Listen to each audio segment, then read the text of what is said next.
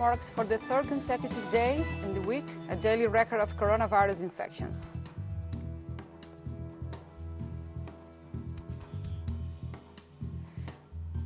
Ukraine's National Security and Defense Council ruled out the possibility of Russia's military invasion to the country.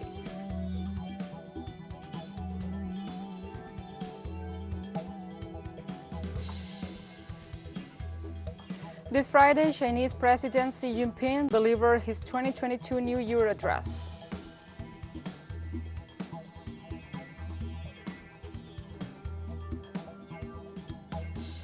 From the headquarters of FTS English in Havana, Cuba, this is From the South.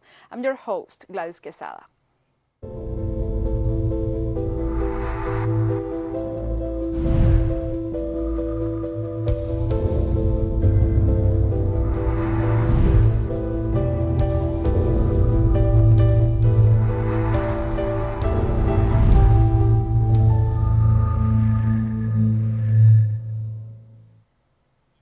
And now we begin with the news. Bolivia marks for the third consecutive week a daily record of COVID-19 infections. According to the latest report from the Ministry of Health, the Andean nation registered some 7,980 new cases and 30 fatalities, a figure that evidences a new wave of the pandemic. According to the health entity, the majority of the infections were registered in the departments of Santa Cruz, Cochabamba, Tarija, and La Paz. The daily record of positive cases registered in the third wave was more than 30,000 infections compared to last June. Meanwhile, the national government is advancing in the application of measures to cut the chain of contagion while accelerating the vaccination process against the respiratory disease.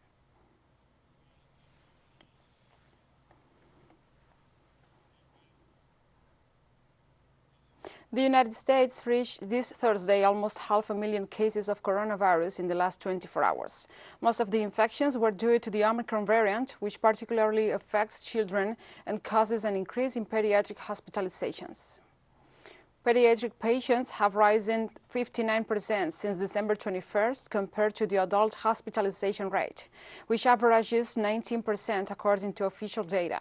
Nationwide, there are currently just over 2,100 children hospitalized with COVID-19, up from 800 at the beginning of the month. Most of the children who are sick are children whose parents decided they didn't want them to vaccinate them. This is preventable, said today Anthony Fauci, chief epidemiologist from the government under President Joe Biden. According to experts, one of the causes of the increase in children is that only 25% of minors were vaccinated.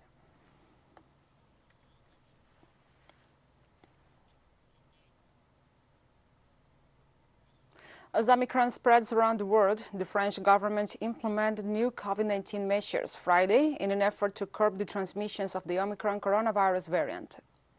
Paris authorities have cancelled the annual New Year's Eve fireworks displays and also the Champs-Élysées and call on the people to avoid large gatherings, although they didn't impose a curfew.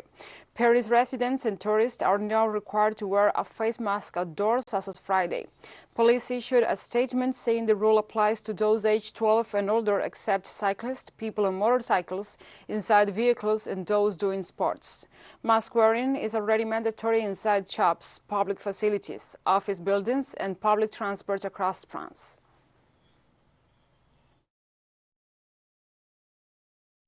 It doesn't bother me. Indeed, we have already been through this last year, and we are in the middle of a peak, so I really don't have any issue with this, wearing a mask.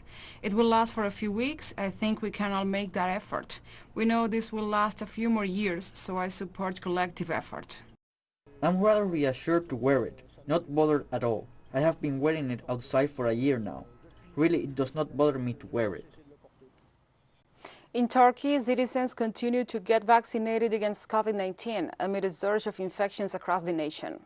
Turkish Health Ministry statistics registered nearly 40,000 new COVID-19 infections, more than double the number of cases a week ago. Health Minister Fahrettin Koca tweeted that the rise was due to the extremely contagious Omicron variant. This level of infections was last seen in the end of April, when Turkey's strictest lockdown was announced. So far, Turkey has not announced any restrictions other than urging people to wear masks and practice social distancing. Last week, Turkey's drug Drugs Authority granted emergency use approval for the country's first locally developed COVID-19 vaccine, Turcovac.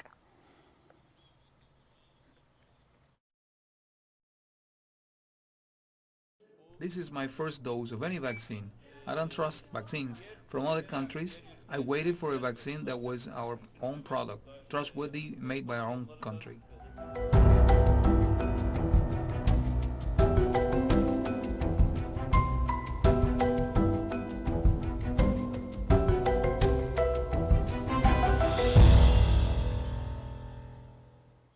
Now we address other topics. The governor of the Brazilian state of Bahia, Rui Costa, announced that he accepts the aid offered by Argentina for the cities affected by the floods after it was rejected by President Jair Bolsonaro. The governor said he will accept the help from the Argentine government directly, without going through the Brazilian diplomacy. He also stated that in order to rebuild the cities and houses destroyed by the rains in 141 municipalities, the state requires the sum of efforts to accelerate the process of aid to the population, so any cooperation is important. Costa also accused President Jair Bolsonaro of feeling contempt for human life due to the fact that the Brazilian head of state took a vacation in the middle of the worst floods in history in that northeastern state.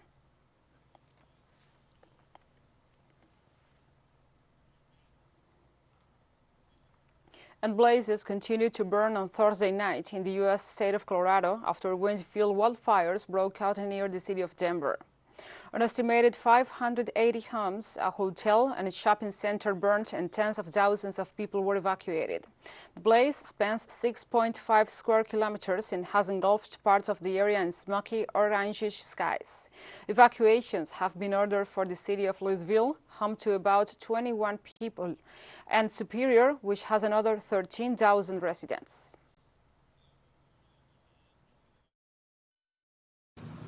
As you can imagine, evacuation routes have been heavily trafficked. We have sheriffs, police, National Guards coming out, other law enforcement officials assisting motorists fleeing the area and keeping evacuation routes open.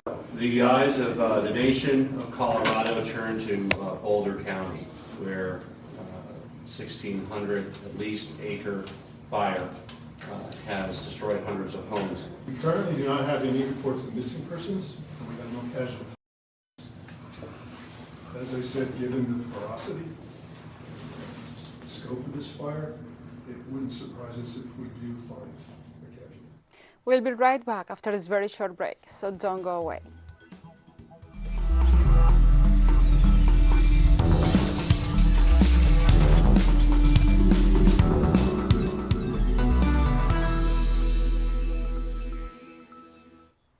Welcome back to From the South. The presidents of Bolivia and Argentina will hold a meeting to strengthen bilateral ties and continue their joint work to set a new agenda. Diplomatic representatives of both nations highlighted the optimal health of bilateral relations, while pointing out that a summit is expected. According to the Bolivian Vice Minister of Communication, Gabriela Alcón, President Arce has a pending trip to Argentina, which could take place next February. Among the main topics for cooperation are the exchange of technologies, the fight against COVID-19, and other areas that will be part of the new agenda, according to the Argentinian ambassador in Bolivia, Ariel Ballesteros.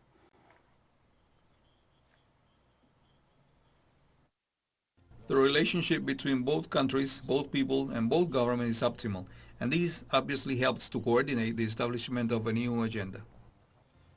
On Friday, the President of the Republic of El Salvador, Nayib Bukele, assured that opposition groups have the intention of promoting a possible coup d'etat against his government. President Bukele said that the opposition groups seek to overthrow the current government through a coup d'etat and call on them to use democracy to make the changes they consider necessary. For this reason, the head of state urged the opposition to resort to the next electoral process with better proposals for a new administration. In addition, the Salvadoran president called on the opposition leaders to abandon their attempts to appeal to the United States and its allies to intervene under the pretext of an existence of a presumed dictatorship. Because those who were here did not allow it. But thanks to God, and as Ernesto said, and thanks to you, they no longer have the power to have them. although they are trying through the media and through their front NGOs, through their friends in the international community, they're even asking for a coup d'etat, because since they cannot win through democracy, they have to win through the anti-democratic way. And the strange thing is that many people who say they defend democracy, what they defend are coups d'etat. And there is nothing more anti-democratic than that. Because if they do not like the government, well, present yourself in the elections. Offer them something better than what we offer to the people, and the people will get us out in 2 seconds. Ukraine's National Security and Defense Council ruled out the possibility of Russia's military invasion to the country. At a press conference, the secretary of the Ukrainian institution, Alexei Danilov, asserted that he does not see any danger on the common border area with Russia, and then also said that in order to deploy an invasion against the country, Moscow will need to increase its military presence in the border area by fivefold. Danilov also pointed out that there are no conditions for declaring martial law and causing fear among the population. The official described as an information attack on the state media campaign warning of alleged Kremlin plans to invade Ukraine with the intention of changing the balance of power in the region.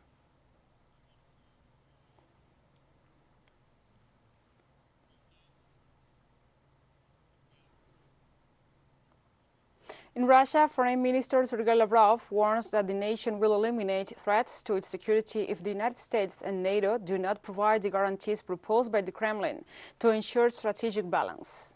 Russian Foreign Minister Sergei Lavrov issued the statement after holding telephone conversations with the President of the United States, Joe Biden, and his Russian counterpart, Vladimir Putin, where they exchanged warnings in case of escalation in Ukraine, assuring that he will not allow the Russian initiatives to be entangled in the endless discussions.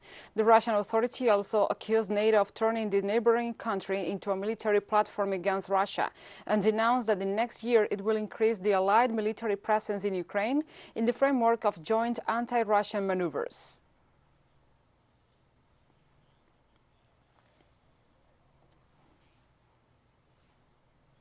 This Friday, the labor reform agreed with the government with employers and union sectors came into force in Spain. The initiative approved on Tuesday in the Council of Ministers replaces the labor framework established during the government of Mariano Rajoy in 2012. The legislation is aimed at reducing temporary jobs, which currently reach 26% in the country. In such sense, the norm establishes that the ordinary employment contract will be indefinite and that there will only be a temporary contract to replace workers or for productive reasons.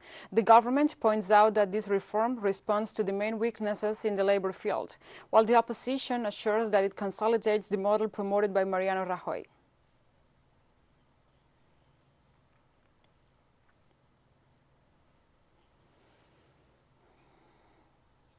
Washington expressed concern over Iran's successful launch of a satellite-carrying rocket called Zimorok, which translates into Phoenix. The Persian booster is of national manufacture and lifted off with 3 research devices on board. The United States remains concerned with Iran's space development, which poses a significant proliferation problem, a State Department spokesperson told local media. The concern of the U.S. diplomatic office follows statements by the head of the Central Command, who said in an interview this week that Iran's strategic capability is now enormous. The increase of Iran's power challenges the sanctions policy of the United States, which has not been able to hinder the advances of the Persian nation.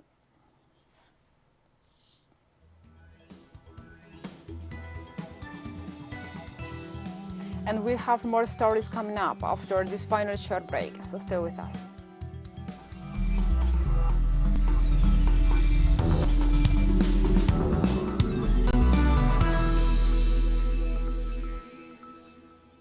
Welcome back to From the South.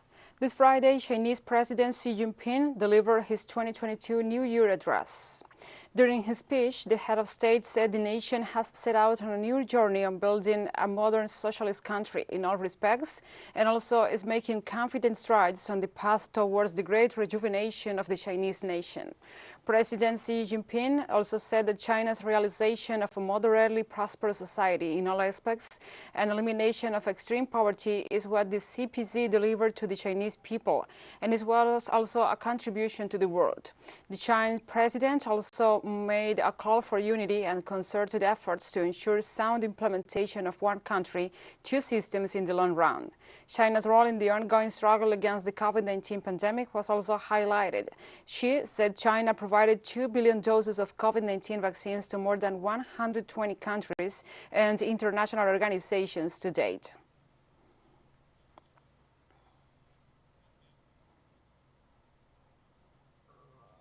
And China's Liaoning aircraft carrier formation successfully completed more than 20 days of real combat training in the Far Seas and returned to its home port in Qingdao of East China's Shandong province.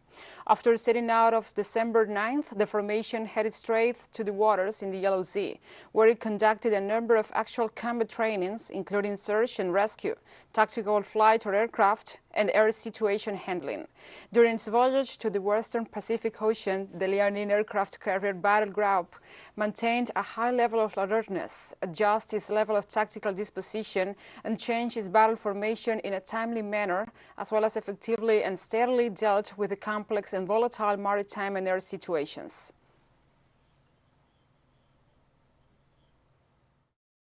During the Far Sea training, we conducted realistic training of many subjects in various waters of the Pacific Ocean.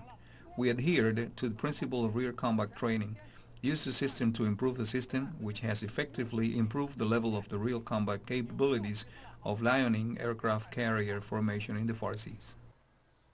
On Thursday, 3 civilians lost their lives and several were wounded in a Turkish artillery attack on a village in the northern Syrian province of al-Sharhashak. Among the fatalities, there was a child and a woman.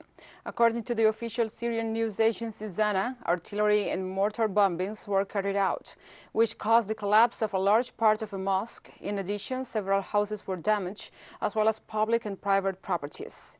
Ankara has deployed military and occupies several points in the northern areas of Syria, under the pretext of fighting the Kurdish militias, which it considers terrorists.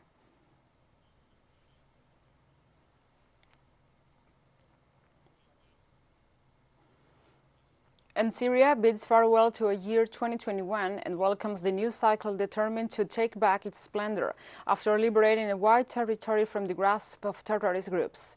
The National Reforestation Campaign is proof of this, as it is widespread in all the provinces of the country, with citizens and government institutions pulling an effort to recover the green heritage of the nation, commemorating the 70th anniversary of the 3-day in Syria. War against terror, the Syria's green reserve suffers significant damages due to attacks and strenuous conflicts in many areas, which involve bombings, sabotage acts, and intentional torching of landscapes. The nation's authorities seek to repair that damage with recovery plans, despite the limited resources the country possesses due to the economic blockade the West imposed on the nation's people and in this post-war period. Reforestation campaigns have the official support and count on the participation of all the citizens of all ages.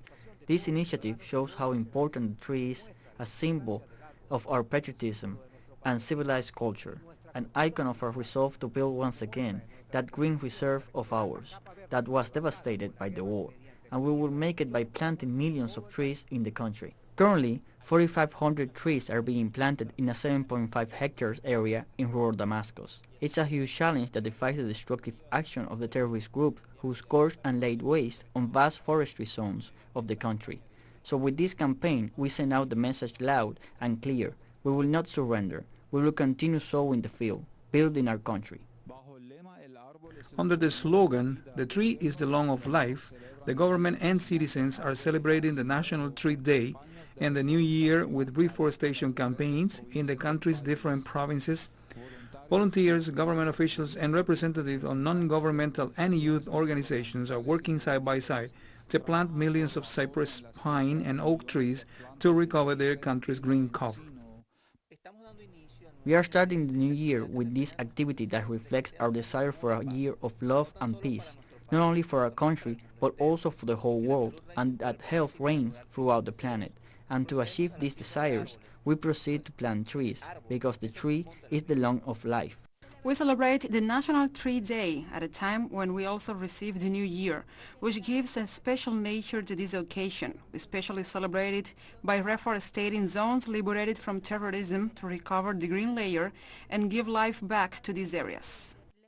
The Syrian Ministry of Agriculture produces about 6 million trees every year, which are planted as part of national reforestation campaigns that are expected to reach about 4,000 hectares in all the country's forest areas. This joint work is evidence of the Syrians' interest in starting the new year of 2022 with a clear demonstrations of their attachment to life in the face of war and blockade.